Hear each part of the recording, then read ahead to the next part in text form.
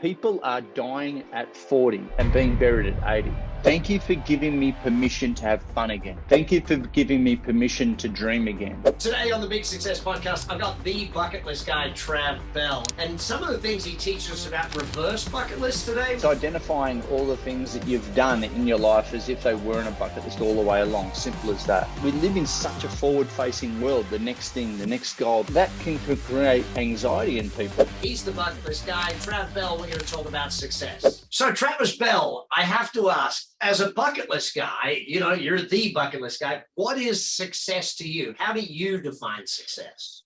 I finished a hike with my dad about 10 years ago, and we were staying at a not so good hotel at the end of that hike in the middle of kind of lower Hobart, really dodgy kind of area. They picked it, I didn't. On the back of the dunny door, there was a quote by Bob Dylan written, "A man is a success when he wakes up in the morning and goes to bed at night and does what he wants to in between." And I went, and it has stayed with me. It's in my book. And I think success for me is doing what you want with whom you want, having the freedom of choice, and being happy in the process, having purpose, meaning, and choice in the process. How does one succeed at the reverse bucket list? Because I love the way you teach people to do that. How do you succeed at doing it? Well, maybe first tell them what it is and then how to succeed at doing it. Yeah, everyone knows what a bucket list is. There's, it's all the future things that all the things we want to tick off our list before we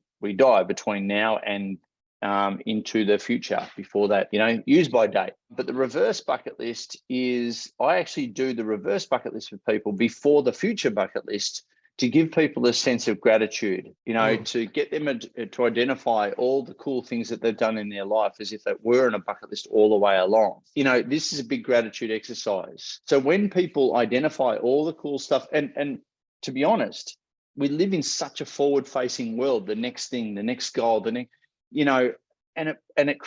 that can create anxiety in people by just piling more on. Dude, I'm already busy.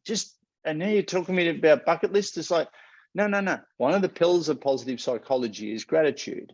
Positive psych, as you know, it's about identifying the strengths and what gives person meaning, purpose, fulfillment, and gratitude, and basically bleeding more of that into their life and into their business life as well, or work life. And therefore, you'll have a quote unquote happy life or a more fulfilled life as a result. People are too busy trying to fix their weaknesses to balance things out. No, positive psych is just like, do more of what you're good at, what floats your boat. What's the keys to creating a great reverse bucket list? Mate, it's identifying all the things that you've done in your life as if they weren't a bucket list all the way along. Simple as that. Yes, most people, identify those things, and people will sort of start to tap out at about 5 things. You mean you can only identify 5 things on your reverse bucket lists?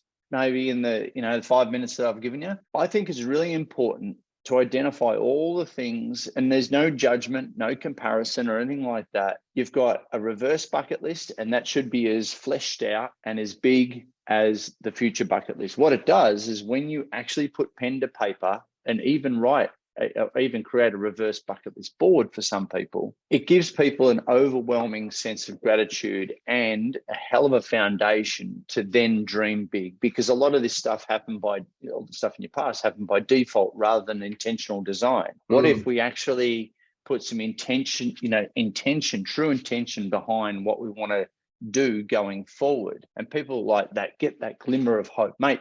And I've got to say, just helping people identify all the cool stuff, and I frame it up in this, reverse bucket list context, that alone has helped so many people with depressive thoughts. It really has over the years. It's helped people just bring the light back and go, massive appreciation for the stuff that I've done in my life already. Your formula for the bucket list, the My Bucket List, can you take us through that and why that formula is important? So My Bucket List, it's an acronym. So it's designed to help you go north, south, east, west in your own brain, help you extract and articulate a personally meaningful and holistic bucket list rather than just about travel. So M, who do you want to meet before your time up? Meet a personal hero.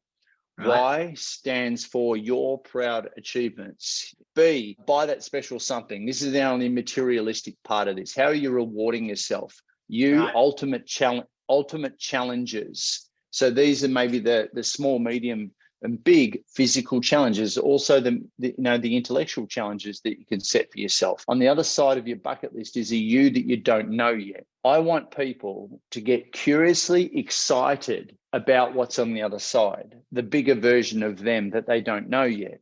Because as we know, people are dying at 40 and being buried at 80. People get to midlife and they have a crisis. We call it a crisis. Let's have a midlife awakening. So you, C, conquer a fear. K, kind acts for others. E stands for express yourself. So this is the creative part of you. So E-T, the first T there is take lessons.